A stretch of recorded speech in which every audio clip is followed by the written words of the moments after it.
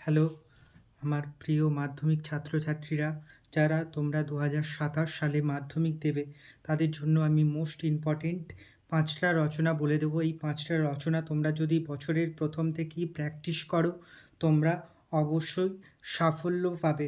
কারণ বছরের শেষের দিকে রচনার ভিডিও দিলে তোমাদের রচনাগুলো তৈরি করতে সমস্যা হয়। তাই বছরের প্রথম থেকেই তোমরা যদি এই রচনাগুলিকে প্র্যাকটিস করো, তোমরা অবশ্যই এর মধ্যে থেকে কমন পেয়ে যাবে। তাহলে শুরু করা যাক।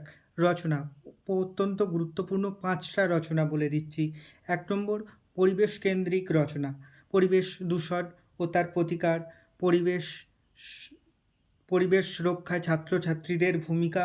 পরিবেশ কেন্দ্রিক যাই রচনা আসুক, তোমরা এই পরিবেশ কেন্দ্রিক একটা রচনা তৈরি করবে, তোমরা কমন পেয়ে যাবে। তারপরে বিজ্ঞান বিষয়ক একটি রচনা, যেমন দৈনন্দিন জীবনে বিজ্ঞান, বিজ্ঞানের ভালো মন্দ, বিজ্ঞান অভিশাপ না আশীর্বাদ, এই বিজ্ঞানধর্মী একটি রচনা তোমরা প্র্যাকটিস করো, এর মধ্যে থেকে তোমরা কমন পেতে পারো। তারপর ৩ নম্বর কোশ্চেন, এর ৩ নম্বর রচনা হচ্ছে একটি গ্লোবাল ওয়ার্মিং বা বিশ্ব উষ্ণায়ন বিষয়ক একটি রচনা তোমরা প্র্যাকটিস করো। এটা খুব ইম্পর্টেন্ট।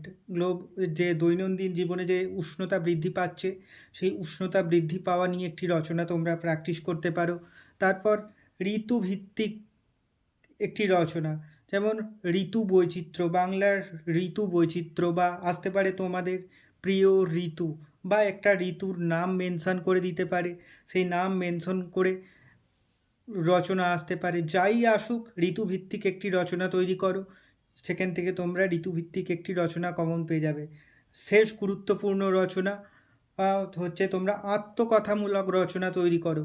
আত্মকথা যেমন আসতে পারে একটি পেনের আত্মকথা, একটা বইয়ের আত্মকথা, একটা সাইকেলের আত্মকথা, এরকম আত্মকথাধর্মী রচনা আসতে পারে। যেমন আত্মকথাধর্মী রচনা বলতে, যেমন একটা ধরো বই, নিজেকে নিয়ে বলতে হবে। ধরো তুমি একটা বইয়ের দোকানে ছিলে, একটা লোক এলো, সেই বইটাকে দেখে পছন্দ হলো, সেই বইটা কিনলো।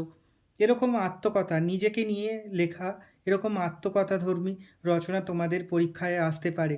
এই ৫টা রচনা তোমরা যদি বছরের প্রথম থেকেই প্র্যাকটিস করো, আমি ১০০% বলতে পারি তোমরা এর মধ্যে থেকেই একটা রচনা কমন পেয়ে যাবে মাধ্যমিক ২০২৭ সালের ছাত্রছাত্রীরা।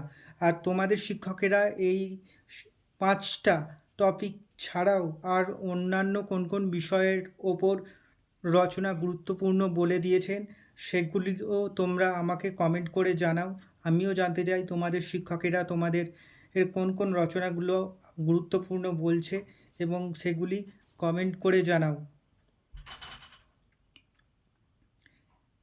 প্লিজ ভালো লাগলে ভিডিওটাকে লাইক, শেয়ার, সাবস্ক্রাইব করো, এবং কোন বাংলা আর কোন কোন বিষয়ের সাজেশান লাগবে সেটাও তোমরা জানাবে। বাংলা ছাড়াও অন্যান্য বিষয়ের যদি সাজেশান লাগে, তোমরা আমাকে কমেন্টে জানাও।